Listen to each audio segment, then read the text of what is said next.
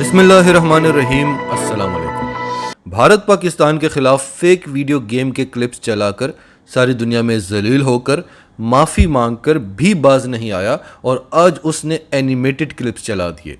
पहले आपको वो क्लिप्स बताएंगे, फिर आपको हकीकत बताएंगे, फिर आपको बताएंगे कि पाकिस्तान के शेर DGISI जनरल फैज़ हमीद ने जो काबुल जाकर चाय का कप हाथ में पकड़ा था, वो ज़ख्म अभी भारत के भरे नहीं थे कि आज उन्होंने उससे भी बड़ा कारनामा कर दिया और आज पाकिस्तान को दुनिया की 6 बड़ी खुफिया एजेंसियों की सरबराही मिली है।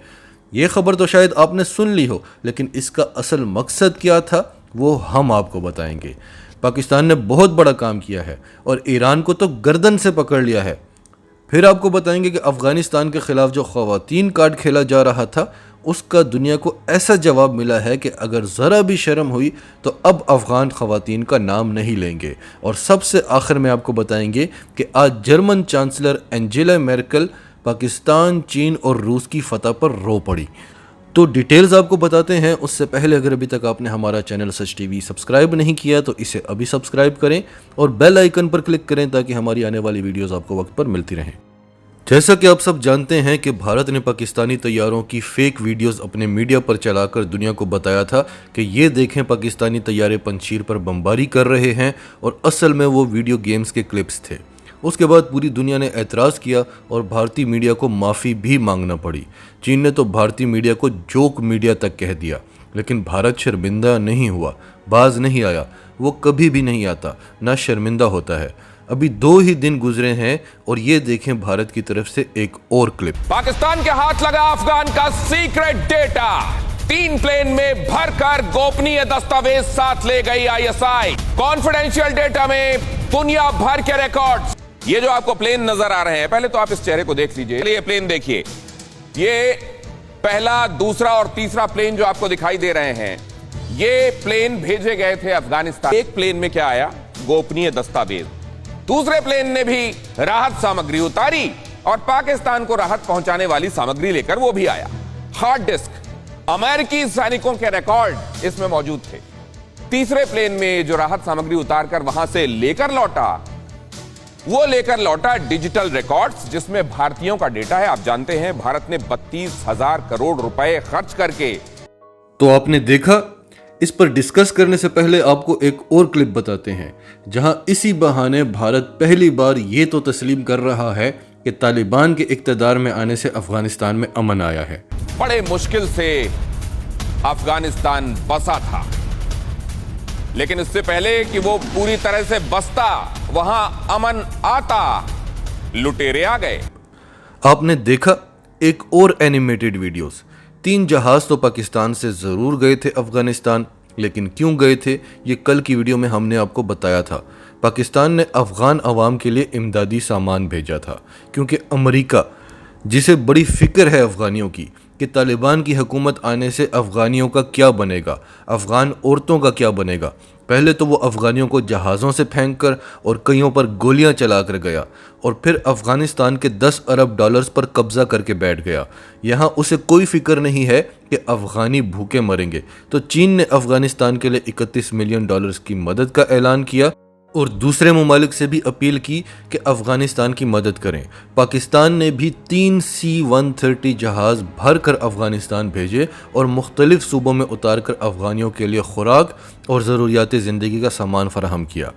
इसके अलावा भारतीय मीडिया की एक और हर्जा सराई आपको बताते हैं। भारतीय मीडिया की तरफ से एक और शोशा छोड़ा गया कि अब्दुल्ला को गिरफ्तार करके नामालूम मकाम पर मुंतकिल कर दिया है तालिबान ने।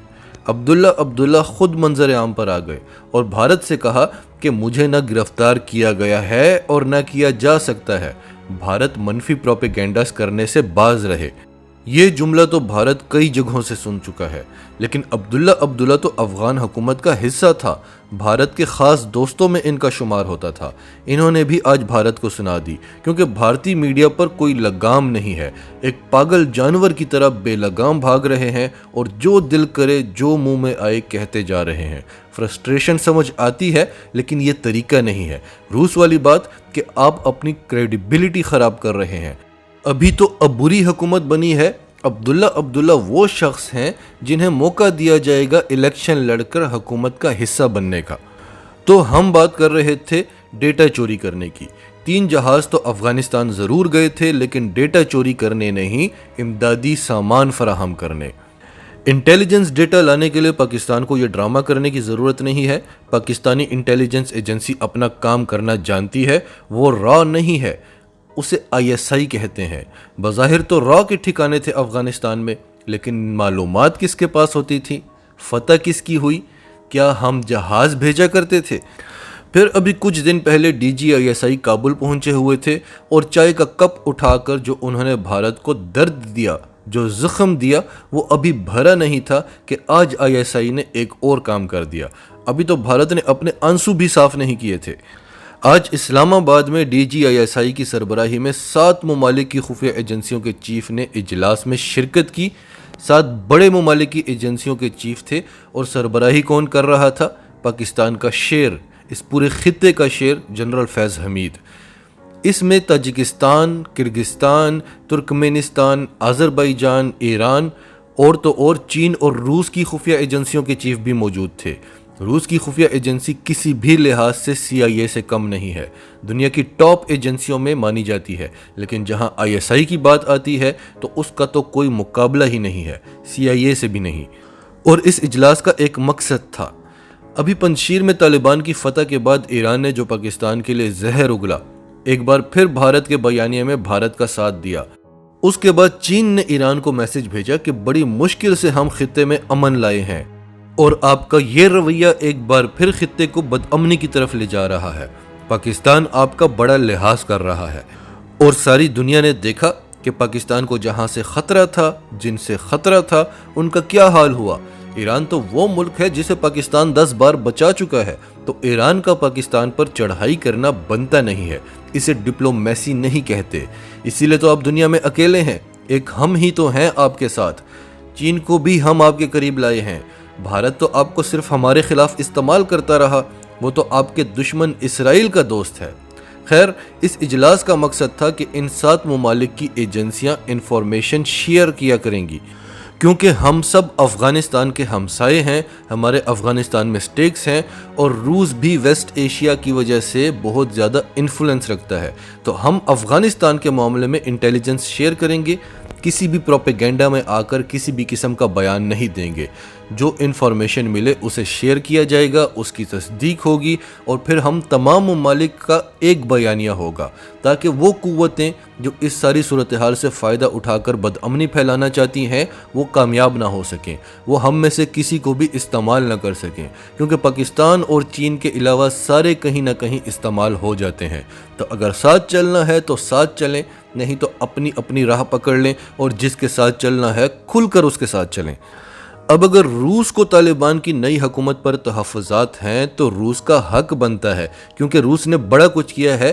ڈیٹیلز ہم آپ کو نہیں بتا سکتے، لیکن اتنا بتا سکتے ہیں کہ روس کا طالبان پر حق بنتا ہے، ایران کا نہیں بنتا۔ ایران کا کوئی کام نہیں ہے کہ ایران کی مرضی کی حکومت ہونی چاہیے۔ 20 سال مشکل وقت گزارا طالبان نے، کس نے ان کی مدد کی؟ کس نے ان کو پوچھا؟ اب سارے آ گئے ہیں، امریکہ، بھارت یا ایران کی حکومت تو افغانستان میں نہیں بنے گی، حکومت تو طالبان کی مرضی کی بنے گی، جنہوں نے فتح کیا ہے افغانستان کو، جو 20 سال آزادی کی جنگ لڑتے رہے ہیں۔ تو آج 6 ممالک کی خفیہ ایجنسیوں کے سربراہ پاکستان میں تھے اور ISI ان کی سربراہی کر رہی تھی۔ آج قطر کے وزیر خارجہ پاکستان تشریف لا رہے ہیں، کل اسپین کے وزیر خارجہ آئے تھے، اس سے پہلے CIA چیف، تمام بڑے بڑے لیڈرز عمران خان کو کالز کر رہے ہیں۔ بھارت کہتا تھا کہ آئسولیٹ کریں گے، اور کر بھی دیا تھا، کیونکہ تب آپ کے بندے بیٹھے ہوئے تھے یہاں اقتدار میں، آج عمران خان بیٹھا ہوا ہے، اور آپ کے بندے تو آج بھی کہتے ہیں کہ پاکستان آئسولیٹڈ ہے، کیونکہ انہوں نے آپ کو پرفارمنس دکھانی ہے۔ لیکن آپ کے بندوں کے بیان کی حیثیت تب بھی نہیں تھی جب وہ حکومت میں ہوا کرتے تھے، عمران خان کے بیان کی حیثیت تب بھی تھی، اور آج تو اس کا بیان بریکنگ نیوز بن جاتا ہے پوری دنیا میں۔ تو وہ انویسٹمنٹ بھی آپ کی ضائع ہو چکی ہے۔ آج آپ آئسولیٹڈ ہیں اور پاکستان عالمی طاقتوں کا مرکز بنا ہوا ہے۔ پھر دنیا طالبان کے خلاف خواتین کارڈ کھیل رہی ہے اور کئی افغان عورتیں اس مقصد کے لیے استعمال ہو رہی ہیں۔ کل بھی ہم نے آپ کو ویڈیو میں بتایا تھا کہ کس طرح وہ طالبان کو پروووک کر رہی ہیں۔ ताकि वो गुस्से में आकर कुछ करें। यहाँ तक कि पाकिस्तान एम्बेसी पर हमला करने की कोशिश की गई, औरतों को आगे किया हुआ था। जनरल फैज़ हमीद के होटल सेरेना होटल पर हमला करने की कोशिश की गई, औरतों को आगे किया हुआ था ताकि तालिबान रोकें और इनको फुटेजेस मिलें। तो उसके जवाब में आज असल अफगान औरतें बाहर निकली हैं जो बापर्दा थीं, जिन्होंने निकाब ओढ़े हुए थे और तादाद में भी उन औरतों से ज़्यादा थीं, और वो मुतालबा कर रही थीं कि हमें इस्लामी निज़ाम चाहिए और हम तालिबान की हुकूमत से खुश हैं। और सबसे आखिर में आपको बता दें कि जर्मनी की चांसलर एंजेला मेर्केल आज रोईं। उन्होंने कहा कि हम नाकाम हो गए हैं। मगरिब अफ़गानिस्तान में अपने मफादात की हिफाजत करने में नाकाम हो गया है और बड़ी ज़िल्लत और रुसवाई के साथ वहाँ से निकला है। नाजरीन, आपकी इस सब के बारे में क्या राय है? कमेंट्स में अपनी राय का इजहार करते रहें, और अगर आप हमारे चैनल पर नए हैं तो अभी सच टीवी को सब्सक्राइब करें, सच टीवी फैमिली का हिस्सा बने, और हमारी वीडियोस पसंद आएँ तो इन्हें लाइक करें, शेयर करें, ताकि ज़्यादा से ज़्यादा लोगों तक ये मैसेजेस पहुँचते रहें।